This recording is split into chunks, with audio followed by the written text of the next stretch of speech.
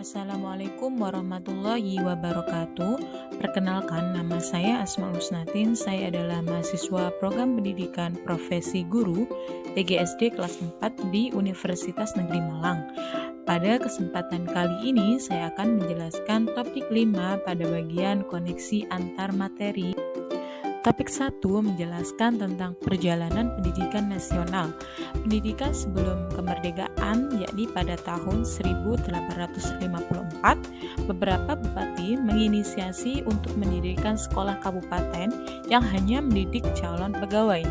Pada tahun 1854 pula lahirlah Sekolah Bumi Putra yang mengajarkan membaca, menulis, dan berhitung secukupnya. Pada tanggal 20 Mei 1908 lahirlah organisasi Budi Utomo, dan pada tahun 1922 lahirlah organisasi Taman Siswa di Yogyakarta, yaitu sebagai gerbang emas pendidikan nasional. Pendidikan sesudah kemerdekaan atau saat ini, masyarakat Indonesia lebih mudah mendapatkan pendidikan. Sekolah-sekolah sudah banyak dibuka sehingga masyarakat Indonesia dapat belajar di sekolah. Pembelajaran pada abad ke-21 adalah pembelajaran yang mengintegrasikan kemampuan literasi, kecakapan pengetahuan, keterampilan dan sikap, serta penguasaan terhadap teknologi. Topik 2 menjelaskan tentang dasar pendidikan Ki Hajar Dewantara. Menurut Ki Hajar Dewantara, pendidikan dan pengajaran merupakan usaha persiapan dan persediaan untuk segala kepentingan hidup manusia, baik dalam hidup bermasyarakat maupun hidup berbudaya dalam arti yang seluas-luasnya. Ki Hajar Dewantara juga menegaskan bahwa didiklah anak-anak sesuai dengan cara yang sesuai dengan tuntutan alam dan zamannya, yang artinya cara belajar dan interaksi murid abad ke-21 tentu sangat berbeda dengan para peserta didik pertengahan dan akhir abad ke-20.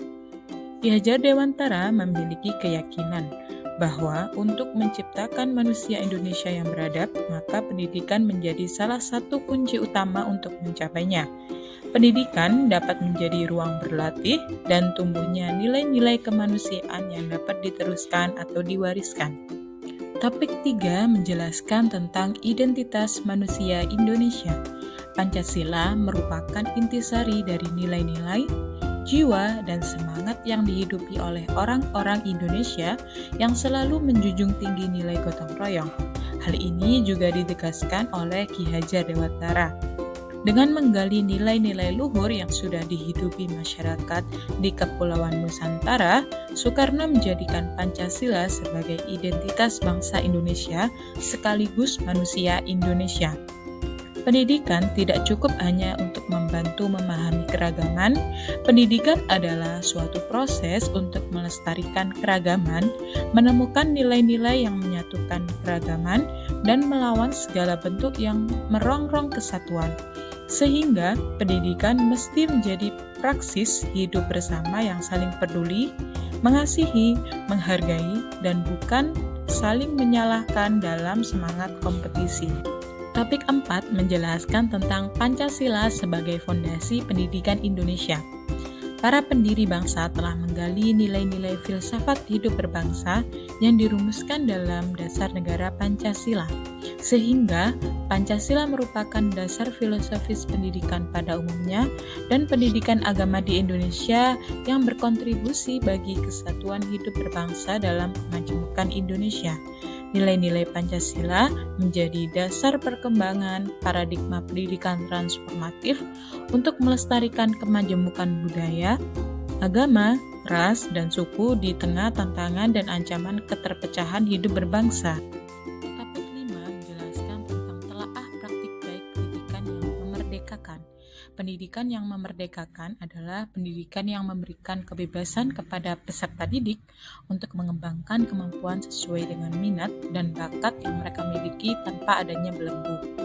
Contoh penerapan pendidikan yang memerdekakan dan berpihak pada peserta didik adalah sekolah kembang, sekolah erudio, sekolah SDN 10 Bongan, dan sanggar anak akar.